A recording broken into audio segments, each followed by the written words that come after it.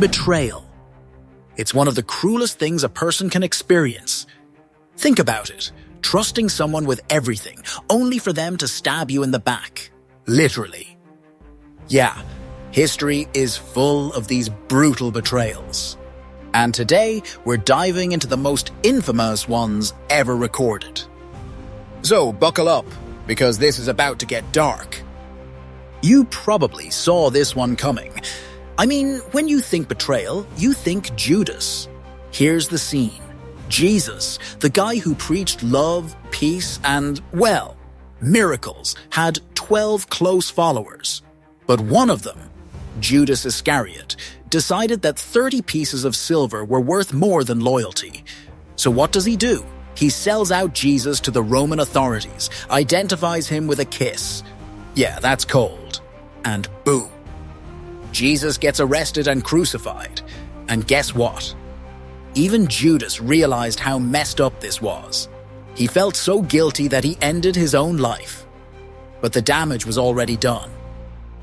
Alright, let's fast forward to Rome. The year is 44 BCE. Julius Caesar, absolute legend, brilliant general and Rome's leader, was at the height of his power. But, that power made a lot of people nervous. Enter Brutus, not just any guy, Caesar's close friend, the guy Caesar trusted with his life. And what did Brutus do? He, along with a bunch of senators, decided Caesar was getting too powerful, so they stabbed him. 23 times, and in Caesar's final moments, he looks at Brutus and says the famous words, "Et tu, Brutus," meaning, "You too, Brutus?" Imagine the pain of being betrayed by someone you loved. That's what made this moment legendary. Now, let's talk about the guy whose name literally became an insult for traitors. Benedict Arnold. This guy was an American war hero during the Revolutionary War. But instead of going down as a legend, he went down as the biggest backstabber in US history. Why? Well, Arnold felt unappreciated by the American government. So, what did he do? He switched sides, offering to hand over the strategic Fort West Point to the British. But wait, it gets even juicier. His plan failed because his secret message got intercepted. Oof, Arnold fled to the British, but guess what? Even they didn't fully trust him. He died in exile, despised by both sides. Talk about karma. This one, it changed an entire nation. Mir Jafar was a commander in the army of Siraj-ud-Dawla, the Nawab of Bengal.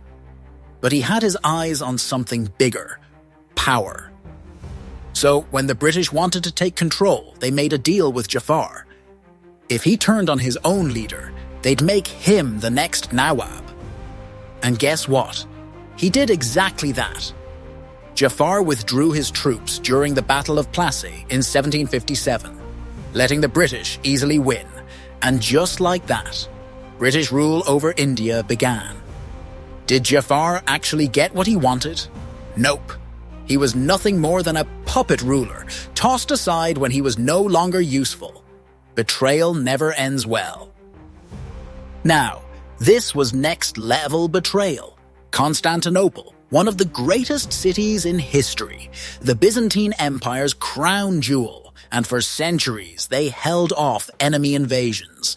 But in 1453, the Ottoman Empire attacked, and things got bad.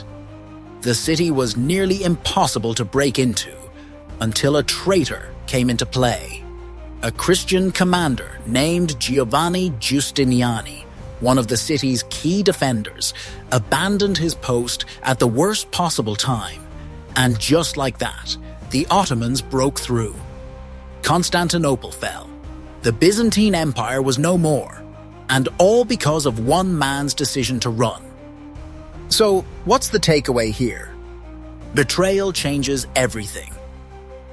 Wars are lost, empires collapse, and trust. Once broken, it's nearly impossible to fix. But here's the thing.